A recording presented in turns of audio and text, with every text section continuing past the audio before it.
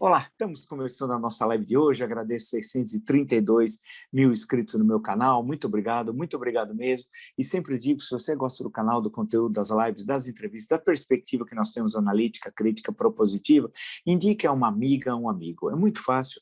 Canal no YouTube, Marco Antônio Villa, diga para ativar as notificações, que é o sininho que avisa as novas postagens. Coloque like no que vocês gostarem e utilize, como vocês muito bem fazem, a página dos comentários. A última entrevista postamos hoje com o senador Alessandro Vieira, um atuante senador, né? Especialmente agora na CPI da pandemia, tem tido uma atuação exemplar e que discute a questão da CPI da pandemia, os atos de 7 de setembro, a conjuntura política, Jair Bolsonaro, e olha também para 2022, chegou até a colocar o seu nome à disposição como um pré-candidato à presidência da República, né? A entrevista acabamos de postar, entrevista bastante interessante. E lembrar que a penúltima entrevista, que está dando grande repercussão, é aquela dos dois ministros do Supremo Tribunal Federal a esse canal, ministro Luiz Roberto Barroso e Alexandre de Moraes. Eu recortei os trechos em que os dois se referem em entrevistas aqui ao nosso canal, à questão do famigerado artigo 142. Então, está ali, é um vídeo bastante interessante, tenho certeza aí que vai ser instrutivo para reflexão, né, do que está acontecendo, especialmente em relação ao dia 7 de setembro. Né? Lembro também que nós queremos o clube, eu gosto muito, é um material exclusivo que a gente posta no canal do YouTube, basta vocês clicarem lá, vocês obterão todas as informações, a gente vai agregando, vai alimentando esse canal no decorrer do mês, tá bom? Lembro também que no Twitter vocês podem me seguir pelo Vila Marco Villa, no Instagram pelo @MarcoAntônioVilla Oficial, na plataforma de cursos www.cursodovilla.com.br.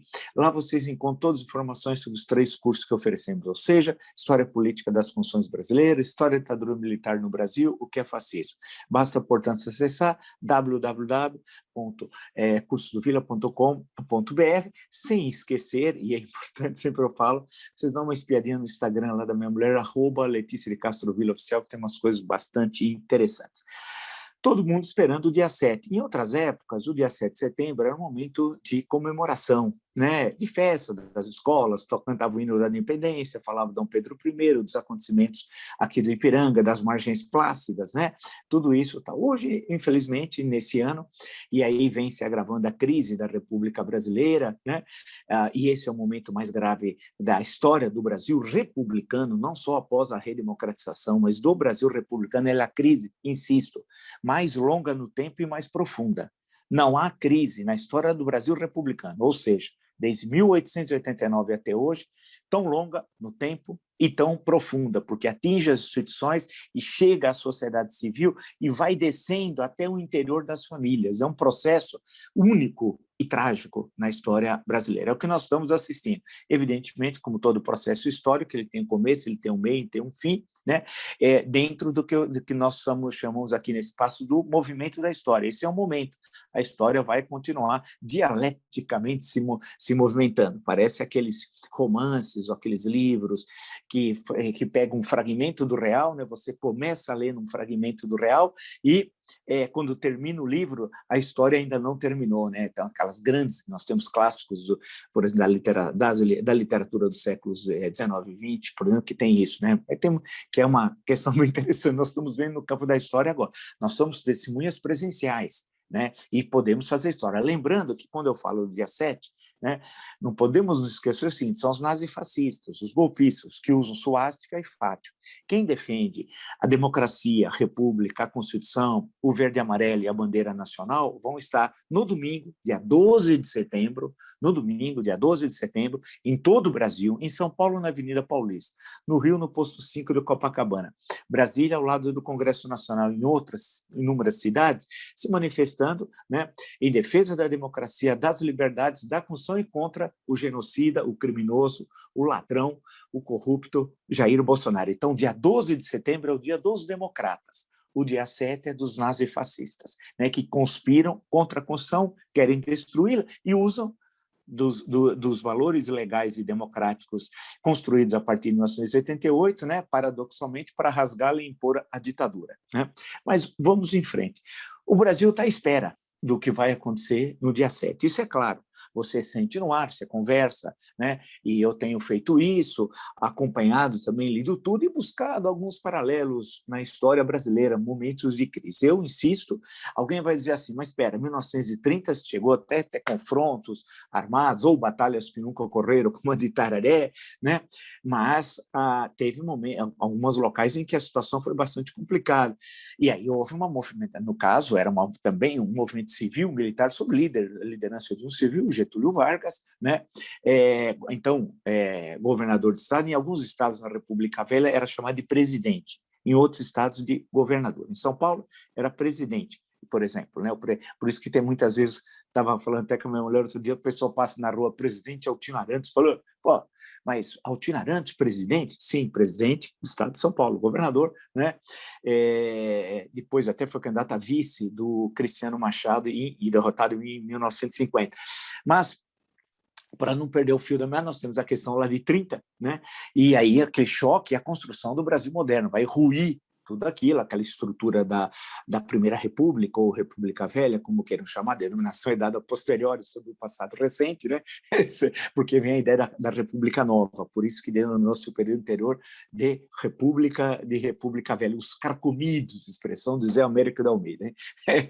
Que se referia, então, àquela república e tal, e aí constrói o moderno Estado brasileiro. Mas, e tínhamos a crise do café, a crise de 1929, a mais grave da história do capitalismo e tal, mas o que eu identifico como um diferencial dessa crise é a extensão no tempo. Se nós olharmos, puxarmos o fio, tudo bem, tem 2013, as manifestações lá de junho, julho e tal, mas se você observar, aí vem a partir de 14, e depois nós temos um triênio muito ruim, pior da história econômica do Brasil republicano, 2014, 2015, 2016, foi devastador tal. Aí quando parece que em meio à crise política a economia poderia começar a respirar, tem crescimento tímido de 1,1 em 17, 1,1 em 18, né? Não houve a resposta da política adequada para enfrentar os dilemas gravíssimos da economia brasileira, que, sendo paulatinamente resolvidos, enfrentaria os graves problemas sociais.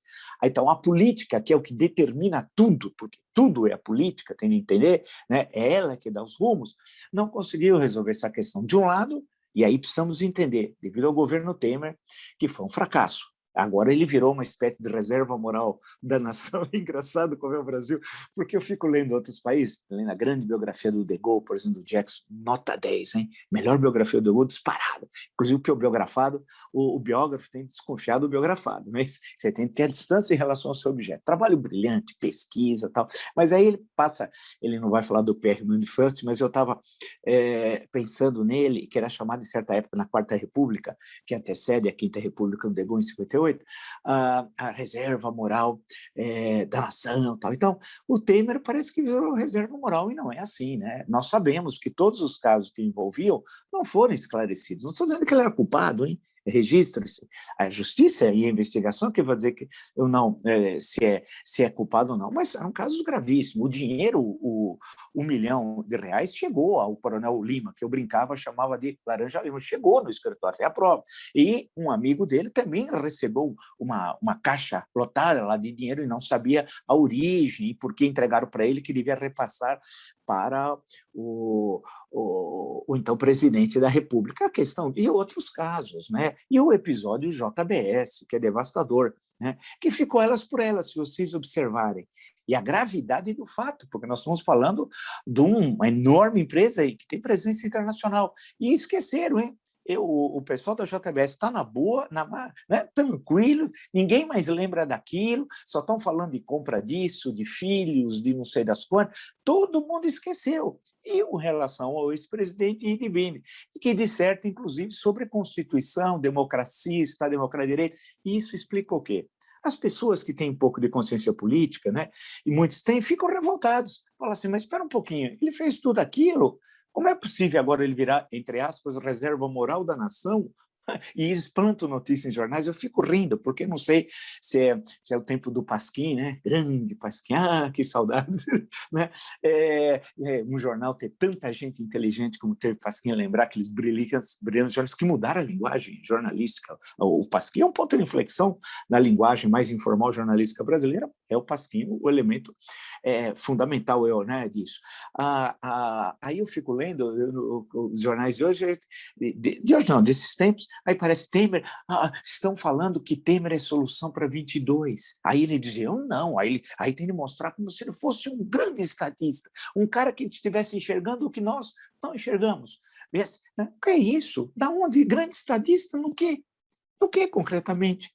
Então, nós tivemos essa questão, em 18 apresentou-se uma pluralidade de candidaturas, e depois o Adélio Bispo, que foi, inegavelmente, o maior cabo eleitoral de Jair Bolsonaro. Sem Adélio Bispo, ele não teria chegado ao segundo turno, ou não teria vencido as eleições. O Adélio Bispo foi determinante para isso.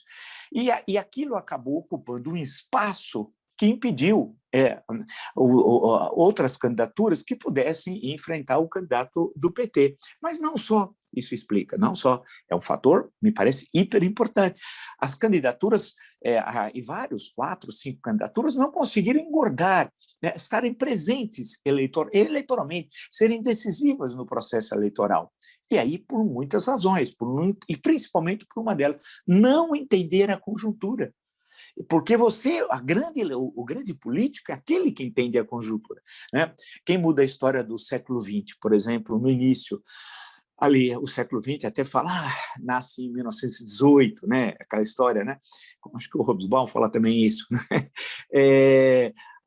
O Lenin, né? Quando o Lenin chega à Rússia em 1917, no trem blindado, tem toda aquela história, vocês podem ler isso, tem inclusive biografia recente que saiu do Lenin do Brasil, mas vocês podem ler o Edmund Wilson, né? Que é uma obra-prima e tal, uma estação Finlândia, que é a estação onde ele chega lá, primeiro São Petersburgo, Petrogrado, Leningrado, hoje São Petersburgo outra vez, né? Uma cidade belíssima, tal, né? Com tudo é fundado lá por Pedro Grande, até o livro a história cultural da Rússia, do grande, começa do Orland Figes, né, que para mim escreveu a melhor história da Revolução Russa, além de um clássico, que para mim é um livraço, Sussurros, mas a história cultural da Rússia começa justamente com São Petersburgo, tal, a fundação, e por aí vai. Quando o Lenin chega, ele leu a conjuntura, e aí escreve Tese de Abril, e que é chave, porque ele fala, olha, o partido bolchevique, partido do qual ele era o líder principal, tinha uma linha que não era dele. E aí vem a disputa, ele era minoria naquele momento, né? E aí ele lê e fala, não, é possível sim fazer a revolução socialista aqui. Na leitura dele, não estou dizendo que é boa ou ruim, não, estou falando em termos de leitura, de você ter aquilo, uma linguagem mais vulgar, ter o faro para entender o momento histórico, né? E ele tinha essa leitura, né? Essa habilidade de entender, e consegue, meses depois, em outubro, no antigo calendário, 25 de outubro, né, iniciar o processo da Revolução Socialista, que mudou a história do século XX, até depois toda a crise final com Gorbachev, queda do Muro de Berlim, etc., Yeltsin, e etc., etc., etc. Né? Mas eu estou falando questão de leitura. Então, aqui no Brasil, em 2000, não conseguiram ler. Inclusive, as candidaturas tinham de ter um perfil adequado àquela conjuntura histórica que não tinham.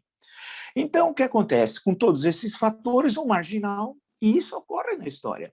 E não podemos falar, a história se repete, primeira vez com tragédia, depois como farsa, querer compará-lo, citar outra vez o Marx no 18 do Brumário? Não, não, não. Você não pode falar que o Bolsonaro é o Luiz Bonaparte, é o futuro, depois Napoleão III, né? Não, né?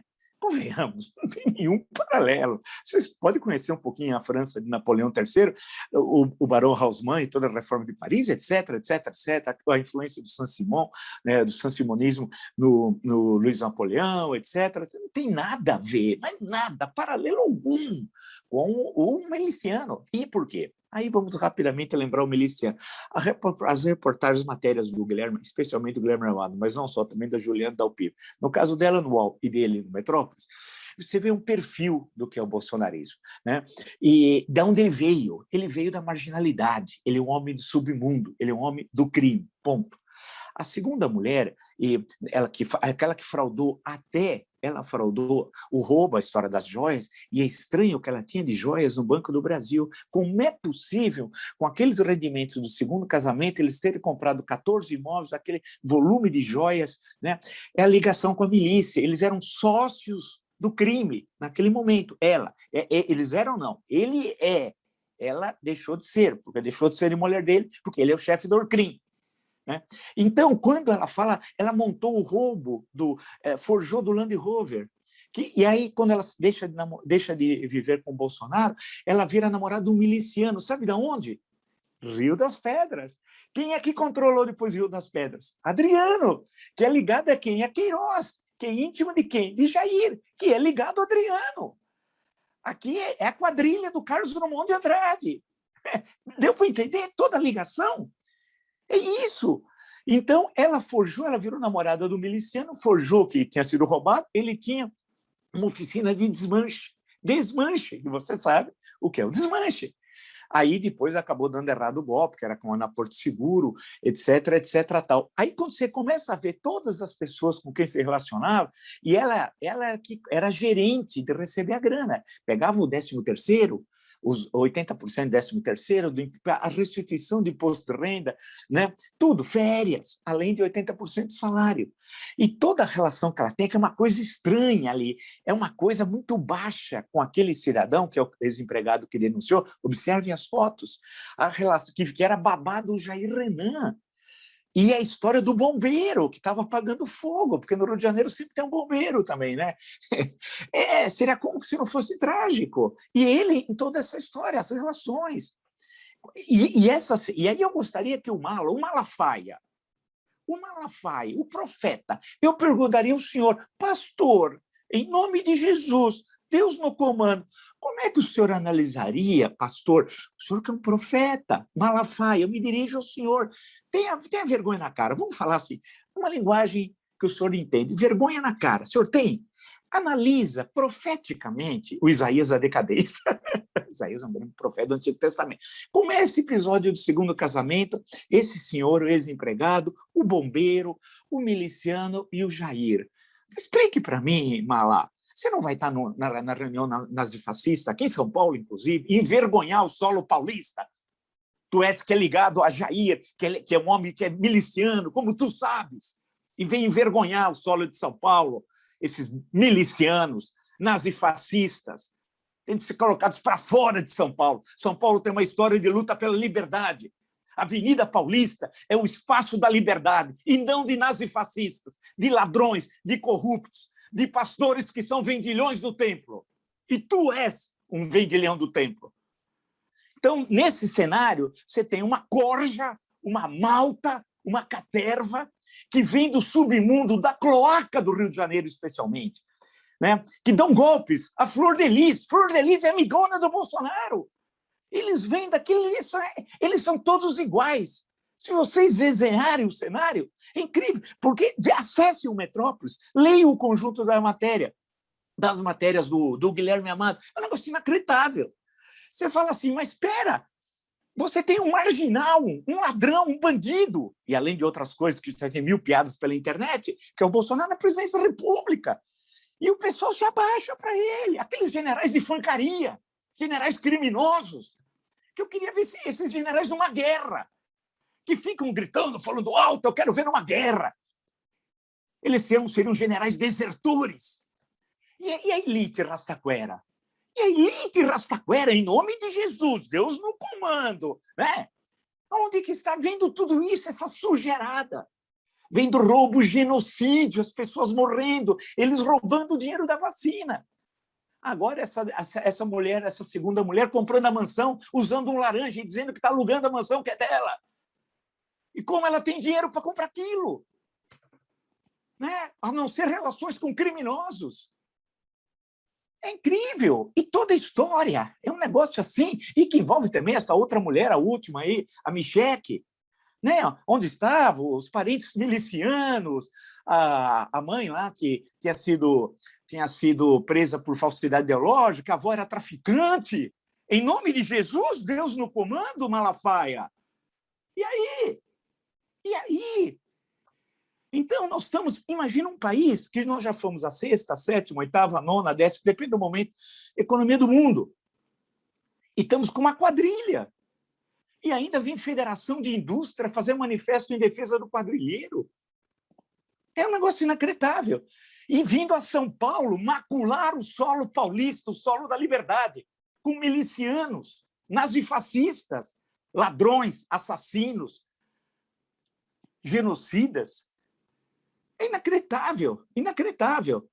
Então, nós estamos chegando a um dia 7, né? Eu estou extremamente preocupado, porque para essa malta, gente criminosa, e quem for é criminoso, porque quem for está indo livremente apoiar um assassino.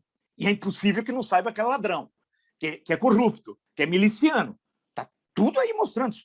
E não vai dizer que é um mito, porque o Hitler era um mito. Eu conheço bem o nazismo, um monte de livro. Ele tinha o seu discurso, conseguia incendiar parte das massas, entre aspas, 1/3, mas conseguiu, mesmo com toda a repressão, nunca conseguiu ser a maioria absoluta, né? Mas tem as grandes biografias aí, que vocês podem ler, poxa, coisas maravilhosas que nós temos aqui, né? Aí você pode falar que é um mito, porque você tem a relação pessoal, uma visão de mundo e um discurso, né? E com tudo aquilo que a gente sabe a tragédia que foi. O Benito Mussolini, que é outra coisa, né? Já vem de outro caminho, né? De outro momento histórico, o pai, a família, etc., é diferente, né? Também era muito loquaz, tinha revistas, tal. Aí você pode chamar de mito. Agora, Bolsonaro, não dá. Eu leio no UOL como colunista, lá clique, é para os assinantes do UOL, lá vocês clicam, tem lá, ou não sei se também copiaram, mas está lá, né? O que eu fiz na quinta-feira, tentando buscar a origem disso tudo. Não tem nada a ver, inclusive, com o extremismo integralista. Nada a ver. É outra coisa. Então, nós estamos num momento em que quadrilheiros, bandidos, ladrões, milicianos, corruptos e genocidas dirigem o país. E com a estrutura democrática da Constituição. E tem, inclusive, as armas legais. As Forças Armadas, GS, Gabinete de Segurança Nacional, Polícia Federal, a BIM, eles vão querer usar tudo contra a Constituição. Os instrumentos que a Constituição dá ao miliciano, ele vai usar contra a Constituição, contra nós, porque essa Constituição é que nos protege. Só não estamos na ditadura porque é uma Constituição e é necessário reconhecer, e eu sempre digo, um Supremo Tribunal Federal. Se não existisse, nós não estaríamos vivendo em democracia. Então, o dia 7 é um momento, não é a batalha final, o final dos tempos. Estão falando que os pastores falam em apocalipse, dia 7, apocalipse, por causa do número 7, do primarismo, interpretativo, inclusive, né? Preguiça, porque não estudo. Porque para conhecer a Bíblia, o Antigo, o Novo Testamento, no caso, a referência do Apocalipse do Novo Testamento, precisa estudar. E aí demanda anos de reflexão, de conhecer a literatura que eles não conhecem. Eles querem saber de grana, não querem saber de teologia, eles querem saber de dinheiro, e rápido, como o Malafaia, que deve uma fortuna, e não só ele, hein? Uma fortuna para a Receita Federal. Um valor assim enorme, mas vive como rico, como milionário, andando de jatinho para cima e para baixo, ou no avião oficial que nós pagamos. Estava passeando com o genocida. Ele que se diz um pastor, mais do que um pastor, ele é um profeta. Profeta, tu não sabes nada da Bíblia, tu só é profeta do vil metal, muito dinheiro. Me diga, eu desafio Malafaia, você falar sobre a mulher do segundo casamento e toda essa matéria, e os dados, as informações, não é chute, não é fofoca. E por que isso é importante? Porque isso lembra a República Dominicana. Peguem a Festa do Bode, o grande livro, um dos grandes livros de Mário Vargas Llosa. É o Trujillo, aqueles 30 anos do Trujillo, é igual ao que nós estamos assistindo. Quando eu estava lendo as matérias do Metrópolis e do UOL, eu fui me lembrando da Festa do Bode, falei, pô, é a República Dominicana. Porque é um negócio assim incrível. E tingido, o que é mais ridículo, que não era o caso do Trujillo, tingido pelo cristianismo de fancaria. De vendilhões do templo, né? Sepulcros caiados que estão lá espalhados. E aí tem a ver com os Estados Unidos. Como essa extrema-direita trouxe tudo que havia de pior nos Estados Unidos. Essa visão de cristianismo veio de lá, né? A questão das armas, eles estão agora fazendo uma coisa na internet chamada Pro-Armas, comprando os fuzis, espalhando, tudo essa visão de 6 de janeiro, invasão do Capitólio, tudo vem dos Estados Unidos, esse lixo vem de lá. Vem de lá, essa cloaca, o que é de pior, porque a história americana tem coisas fantásticas. Estou lendo agora a grande biografia que nem nasceu nos Estados Unidos, né? Alexander Hamilton, um dos pais fundadores dos Estados Unidos. Pô, toda aquela discussão, todo o processo independentício, depois federalista, tudo aquilo. Pô, é incrível aquilo, né? Mas não tem nada a ver com essa cloaca, né? Com essas pessoas. O Bolsonaro transformou a presidência da República na sua altura. Não é ele que ascendeu, é o Brasil que desceu. E chegou à altura da milícia de Rio das Pedras. Essa questão da mulher ter virado a segunda namorada do chefe de Rio das Pedras é a antiga relação que Bolsonaro tem com aquilo. Bolsonaro é sócio do Adriano, que foi morto na Bahia. Na verdade, é aquilo lá, aquela foi uma execução, e até hoje não é esclarecido. Bem, fechando a nossa conversa de hoje, né? Vamos olhar, estou aqui acompanhando para e passo, todo mundo preocupado com o que possa ocorrer, questão das PMs, eu fui o primeiro a alertar, a questão dos grupos paramilitares, fui o primeiro a alertar, a questão das Forças Armadas, tive a coragem de falar, de apontar o que estava ocorrendo, agora estão punindo um sargento, mas não puniram o general, né? Puxa vida, hein? Grande general Paulo Sérgio, eu prefiro o outro Paulo Sérgio, esta é a última canção. E aí, o Zé Trovão, nós somos um país que tem um cara chamado Zé Trovão, que lidera os golpistas. É o Zé Trovão, o Goiabão e o Batoré. É o triunvirato. Já teve Júlio César na história, né? Já teve Pompeu, já teve Crasso, o primeiro triunvirato da Roma. Aqui no Brasil, no país da chanchada, é o Zé Trovão, o Goiabão, que é Eduardo Araújo, o Goiabão e o Batoré. E o Zé Trovão diz que se entrega no meio do povo. É um negócio patético. O Brasil hoje é um país ridicularizado internacionalmente. As pessoas riem daqui. E tem de rir mesmo, porque a gente não ri dos outros. Se tivesse isso na Argentina, que o pessoal tem mania de ter rivalidade com a Argentina, que eu acho uma bobagem, né? Até futebolística, fica narrador falando com a Argentina vale até gol com a mão, tal. Lembra do Túlio, 1995? Copa América. Então, não tem nada a ver. Se fosse, o pessoal estaria dando risada, né? Olha nós aqui, o que está acontecendo. Vai ser difícil rir dos outros, pelo que nós passamos e estamos passando, mas, democraticamente, pelo que reza a Constituição, nós temos que nos livrar desse criminoso. Senão, ele vai ensanguentar, eu fui o primeiro a dizer também, ensanguentar o Brasil. Em abril, acho que do ano passado, não sei, maio, vejam lá na CNN Brasil, tem arquivo, eu falei que ele conspirava, o Bolsonaro, cotidianamente contra a democracia. Eu estou falando isso há 1 ano, 2 anos, e isso foi a razão de alguns pequenos probleminhas que acabaram ocorrendo, mas ainda bem, porque nesse espaço é de ampla liberdade. O meu compromisso é com vocês e com a Constituição. Se vocês gostaram dessa e de tantas outras lives no meu canal, são 632 mil, muito obrigado mesmo. Indique o canal se você gosta, e das lives, das entrevistas, e dessa perspectiva, uma amiga, é muito fácil, canal do YouTube, Marco Antônio Villa, dica para ativar o sininho, suas notificações, coloque like no que vocês gostarem e utilize, como vocês muito bem fazem, a página dos comentários, né? Eu gosto muito, agora que nós criamos aí o Clube de Membros, é um material exclusivo que a gente posta mais, além do que nós discutimos aqui no Clube. Dá uma olhada lá, clique, tem todas as informações, vocês vão gostar. Publicamos a edição, publicar, eu sempre tenho a versão antiga, postamos uma bela entrevista com o senador Alessandro Vieira, né, que acho que coloca questões bastante interessantes sobre a conjuntura, sobre 22, e a penúltima foi a explicação constitucional do que significa o artigo trágico 142 da Constituição. Vocês vão gostar com os ministros Luiz Roberto Barroso e Alexandre de Moraes.